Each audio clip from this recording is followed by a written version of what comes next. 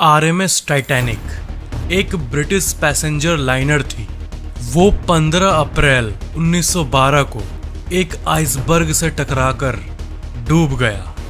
उसमें थे करीब 2224 पैसेंजर्स और उसमें से 1500 से भी ज़्यादा लोग मारे गए और वो उसी समय सबसे डेडलीस्ट सिंकिंग शिप बना दिया उसको। ये एक ऐसा जहाज था जो कि pinnacle of comfort and luxury माना जाता था। मतलब इसके अंदर जिम था, स्विमिंग पूल था, लाइब्रेरी था, रेस्टोरेंट्स था, केबिन्स था। सबसे मेन फैक्ट ये है कि लाइफ बोट का तो मतलब आप लोग जानते ही होंगे। लाइफ बोट मतलब एक ऐसी बोट जो कि इमरजेंसी में काम आती है अगर ऐसा कुछ हुआ कि आप किसी शिप पे जर्नी कर रहे हो और वो शिप डूब गई।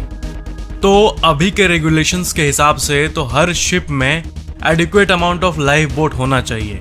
इतना होना चाहिए कि एक भी पैसेंजर नहीं मरे। तो बात यह है कि टाइटैनिक जो है उसमें 48 लाइफ बोट रखने का कैपेसिटी था।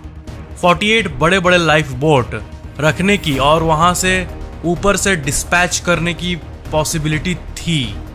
बट अजीब बात यह है कि सिर्फ 20 लाइफ बोट टाइटैनिक ने कैरी किया।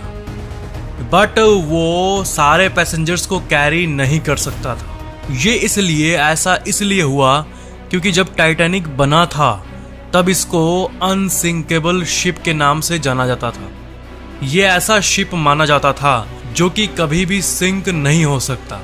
ऐसा माना जाता था कि ये अनसिंकेबल है और कोई भी अगर कह दे इसके लॉन्च के बाद कि ये डूब जाएगा तो उसके ऊपर लोग चढ़ जाते थे, क्योंकि ऐसा हो ही नहीं सकता। लोग बोलते थे कि अरे ये तो अनसिंकेबल शिप है, इसमें क्या होगा।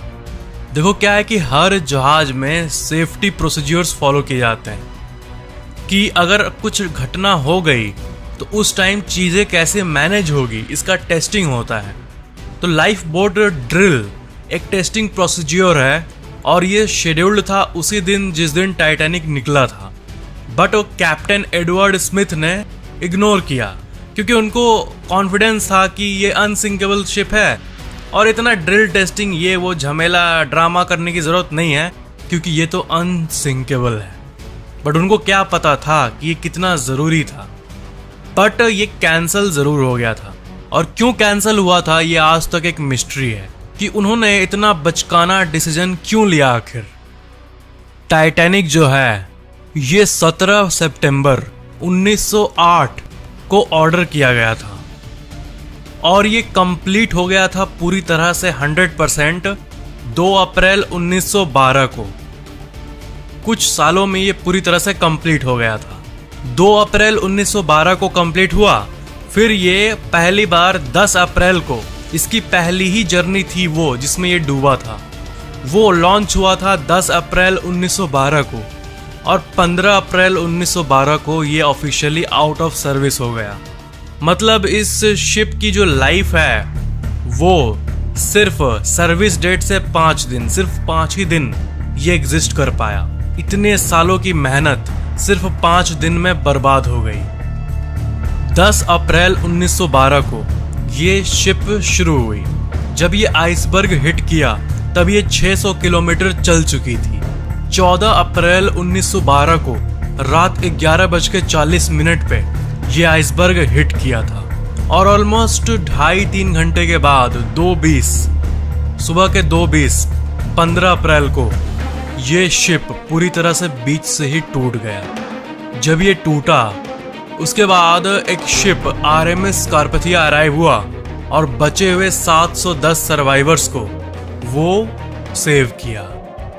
टाइटैनिक की कहानी तो सबको पता है बट इसके बारे में कुछ फैक्ट्स है जो कि मैं आपको बताना चाहता हूँ। टाइटैनिक का जो रेक है, जो रिमेन्स है, वो समुद्र से 12,500 फीट अंदर है, करीब 4 किलोमीटर अंदर। जब ये डूबा 1915 में, उसके बाद से कई सारे प्रयास किए गए इसको फाइंड करने के लिए कि इसका जो रेक है वो किधर है, बट कोई भी सफल नहीं हो पाया। अंटिल 1 सितंबर 1985 में करीब 70 साल बाद इसके रेक को फाइंड किया गया। कई सारे ड्रोन्स भेजे गए इसके फिल्मिंग के लिए इसके रैक के लिए। एंड जो रैक आप अभी अपने स्क्रीन पे देख रहे हो, ये उसके रियल रैक का पिक्चर है। मैं आपको टाइटैनिक के बारे में कुछ रैंडम फैक्ट्स बताना चाहता हूँ। जो आइसबर्ग टाइटैनिक को हिट किया था वो करीब 100 फीट ऊपर था वाटर से। मतलब जो पार्ट टाइटैनिक को हिट किया था, जो टाइटैनिक के टर्न लेने के बाद भी जो पार्ट टाइटैनिक से टच हो गया था, वो करीब 50 से 100 फीट ऊंचा था। बट जो इंटायर आइसबर्ग था जो कि इसको हिट किया था, वो करीब 200 से 400 फीट ऊपर था। आपको पता है टाइटैनिक पे जो लाइफ बोट्स थे उसका पूरा स्पेस को यूज ही नहीं किया गया था।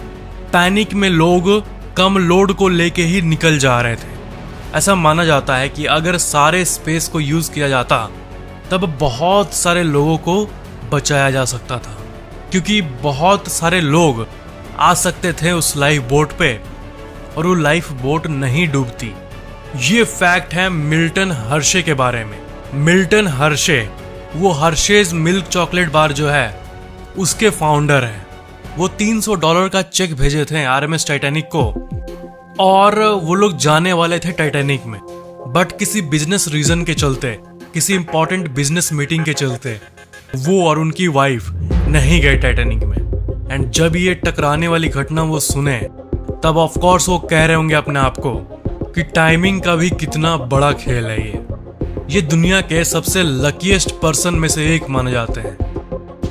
क्या आपको पता है कि जो आप अपने स्क्रीन पे टाइटैनिक का 4 फनल देख रहे हो, वो चारों में से एक काम नहीं करता था। 3 काम करते थे जो कि मेन पर्पस के लिए थे फनल, बाकी एक जो था ये सिर्फ शो के लिए था। ये था वेंटिलेशन पर्पस के लिए, जो कि शिप को एक सही आकार देता था और सिमेट्रिकल दिखता था, इसलिए उसको लगाया गया था। वेंटिलेशन के बदले इसका कोई एक्चुअल पर्पस नहीं था। जब टाइटैनिक हिट किया था आइसबर्ग को तब अचानक से सब पैनिक हो गए थे। एंड आपको पता है ये एक फैक्ट है कि जो पहला लाइफ बोट था जो कि रिलीज किया गया था, वो करीब 1 घंटे बाद पहला लाइफ बोट को उतारा गया था नीचे, क्योंकि तब भी बहुत लोगों को भरोसा था कि ये शिप डूबेगी नहीं। और 1 घंटे बीतने के बाद जब पैनिक हद से ज्यादा बढ़ गई तब जाके पहली लाइफ बोट को रिलीज कर दिया गया। बट कॉमन सेंस यही कहता है कि सेफ्टी रेगुलेशंस के अनुसार अगर कुछ ऐसा हो जाए जो कि शिप के मेंबर्स के कंट्रोल में ना रहे, तब हमें लाइफ बोट रिलीज कर देना चाहिए। बट यही चीज टाइटैनिक में नहीं हुई। क्या आपको पता है कि टाइटैनिक का जो रिकेज है वो धीरे धीरे लुप्त हो रहा है? वो इसलिए क्योंकि टाइटैनिक को समुद्र का एक यूनिक टाइप का बैक्टीरिया, एक रस्ट ईटिंग बैक्टीरिया धीरे धीरे खा रहा है। उस माइक्रो ऑर्गेनिज्म का नाम है हेलोमोनास टाइटैनिके। इसका नाम टाइटैनिक पे ही पड़ा है और ये बैक्टीरिया धीरे धीरे टाइटैनिक के स्टील सरफेस और बाकी सारे पार्ट्स को खा रहा है। क्या आपको पता है कि टाइटैनिक का जो कैपेसिटी था वो 3500 लोगों का था, जिसमें से 2223 लोग ही बोर्ड किए थे टाइटैनिक को। बट तब भी उस टाइम भी टाइटैनिक अपने फुल कैपेसिटी में नहीं था, जो कि था 3500 लोग। जब व्हाइट स्टार लाइन कंपनी पहली बार टाइटैनिक को लॉन्च की थी तब एस्टिमेटेड 1 लाख लोग एक साथ इसके just over a minute launch को देखने आए थे। 1 लाख लोग साथ में इस मेगा शिप के लॉन्च को देखे थे, विटनेस किए थे। जब टाइटैनिक चलता था तब वो एस्टिमेटेड 825 टन कोयला हर दिन बर्न करता था। 825 टन कोयला एक दिन में ये जलाता था। क्या आपको पता है कि टाइटैनिक को बनाने में कितना खर्चा आया था? हम इन्फ्लेशन और डॉलर को रुपीस में कन्वर्ट करके इस फैक्ट को डिस्कस करेंगे। इन्फ्लेशन मतलब पैसे की वैल्यू कम होना। मतलब अगर 1912 जब ये टाइटैनिक लॉन्च हुई थी, उस टाइम जो पैसे की वैल्यू थी, उस टाइम आपको 5 रुपए में कई किलो सोना भी मिल जाता था इंडिया में। और अब 5 रुपए में सिर्फ एक छोटा सा डेयरी मिल्क आता है। तो इन्फ्लेशन को कंसिडर करके हम लोग बात करें तो उस टाइम $7.5 मिलियन लगे थे टाइटैनिक को बनाने में। मतलब 42 करोड़ रुपए लगे थे उस टाइम के, 42 करोड़ रुपए लगे थे टाइटैनिक को बनाने में। बट अभी उसी 42 करोड़ रुपए की वैल्यू 1200 करोड़ से भी ज़्यादा होगी। मतलब अभी आपको 1200 करोड़ ये वर्ड सुनने में जो फीलिंग आती है, जो पावर दिखता है इतने अमाउंट में, उतना ही से टाइटैनिक बना था 1200 करोड़ रुपए से। बट ये काफ़ी अजीब बात आपको सुनने में लगेगी कि 1997 में टाइटैनिक मूवी को बनाने के लिए 1200 करोड़ रुपए का यूज़ किया गया था। बट सबसे अमेजिंग बात यह है कि ये बॉक्स ऑफिस पे 12,000 करोड़ रुपए कमाई थी। इस मूवी को बनाने में तो 1200 करोड़ रुपए लगे थे, बट ये कमाई 12,000 करोड़। और पूरे धरती के सबसे ज़्यादा कमाने वाली मूवीज़ में टाइटैनिक हमेशा नंबर 3 के अराउंड रहती है, जो कि है 12,000 करोड़ रुपए। और वही टॉप की बात आप करना चाहते हो अगर, तो टॉप में हाँ अवतार है, और सेकंड में एवेंजर्स एंड गेम। अवतार ने 2.8 बिलियन यानी करीब 18,000 करोड़ रुपए कमाए थे। टाइटैनिक के 3 साल की मेहनत, जो बनाने में मेहनत लगी थी, वो सिर्फ 3 घंटे में खत्म हो गई। टाइटैनिक में जो मेन्यू थी, खाने की मेन्यू, उसका रियल पिक्चर आप अपने भी स्क्रीन पे देख रहे हो। उसका जो फर्स्ट क्लास था, टाइटैनिक में क्लासेस होते थे, first class, second class, third class, उसको साल 2015 में एक प्राइवेट कलेक्टर ने $88,000 में खरीदा। उसके ओरिजिनल मेन्यू में से एक पेज $88,000 यानी करीब 60 लाख में इस मेन्यू को खरीदा उन्होंने, इसके ओरिजिनल पेज को। क्या आपको पता है जब टाइटैनिक डूब रहा था उस आइसबर्ग के सामने, तब वहां का जो टेम्परेचर था वो फ्रीजिंग पॉइंट पे था। जब टाइटैनिक डूब रहा था तब वहां का टेम्परेचर -2.2 डिग्री सेल्सियस था। आप सोच सकते हो इस टेम्परेचर में, वो भी पानी में, लोगों की हालत क्या होती होगी।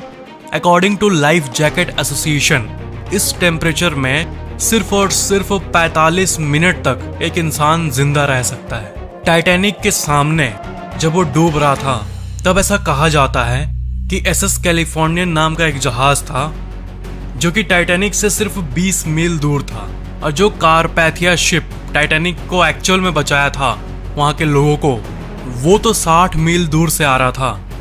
बट सामने ही एक जहाज था SS कैलिफोर्नियन, और अगर वो आ जाता तब शायद बहुत सारे लोग बच जाते। बट वो नहीं आया क्योंकि कोई भी सिग्नल्स को सीरियसली नहीं लिया और ध्यान नहीं दिया। उनके हिसाब से टाइटैनिक उनके साइट पे नहीं था, उन्हें दिख नहीं रहा था, एंड ऊपर के फ्लेयर्स को देख के उनको लग रहा था कि ये नॉर्मल पार्टी वगैरह चल रही होगी। तो ये एक बहुत बड़ी गलती हुई SS कैलिफोर्नियन से, जो कि शायद नहीं होना चाहिए था। जब टाइटैनिक डूब रहा था तब टाइटैनिक मूवी में जो गाना प्ले किया जा रहा था, जिसका नाम था नियरर माई गॉड टू थे, वही सॉन्ग रियल लाइफ में टाइटैनिक में वहाँ के म्यूजिशियंस बजा रहे थे, लोगों को काम करने के लिए, लोगों को ये भरोसा दिलाने के लिए कि कोई ना कोई मदद हमारे पास जरूर आएगी। जब रेकेज साइट डिस्कवर हुई 1985 में, तब टाइटैनिक के 6000 से भी ज़्यादा आर्टिफैक्ट्स को रिकवर किया गया। बहुत सारे आइटम्स शिप से निकाला गया। एक वायोलिन को रिकवर किया गया था जो कि साल 2013 में $1.7 मिलियन में बिका, यानी करीब 12 करोड़ रुपए में। टाइटैनिक पे एक पैसेंजर थे जॉन जैकब एस्टर, जो कि उस बोर्ड के सबसे वेल्दिएस्ट मेंबर थे, और उनकी एस्टिमेटेड नेट वर्थ उस टाइम $85 मिलियन थी, जो कि अभी के हिसाब से माने तो वैल्यू के हिसाब से उस टाइम 12,000 करोड़ इनकी नेट वर्थ थी। उस टाइम टाइटैनिक की जो यंगेस्ट पैसेंजर थी वो सिर्फ 2 महीने ओल्ड थी, सिर्फ 2 महीने की एक बच्ची, जिनका नाम है मिलिविना डेन, और वो अभी हाल ही में साल 2009 में इनकी डेथ हुई जब ये 97 ईयर ओल्ड थी। जब टाइटैनिक के 700 लोग जो कि बच के आए थे शिप से, वो जब आए वापस तो उनको देखने 40,000 लोग न्यूयॉर्क में आए थे। और जब ये टाइटैनिक 1985 में मिला तब अंडर वाटर रोबोट्स ने 1 लाख से भी ज्यादा फोटोज को क्लिक किया था। ये दुनिया के आज तक के सबसे बड़े घटनाओं में से एक था, जो कि हर एक के दिल को शेक कर देती है जब कोई भी इसकी कहानी सुनता है। और ये जो फैक्ट थे इसके बारे में, जो जनरल नॉलेज थी, ये ऑलमोस्ट सबको पता होनी चाहिए, और इसलिए मैंने आपसे ये सब शेयर किया। Thank you so much for watching this video. अगर आपको ये वीडियो पसंद आया तो लाइक जरूर करना और कमेंट करना कि ये वीडियो कैसा लगा, और शेयर भी कर देना ताकि नॉलेज सबको मिले। और अगर आपने अभी तक इस चैनल को सब्सक्राइब करके बेल आइकन ऑन नहीं किया है तो ऑन जरूर कर लेना।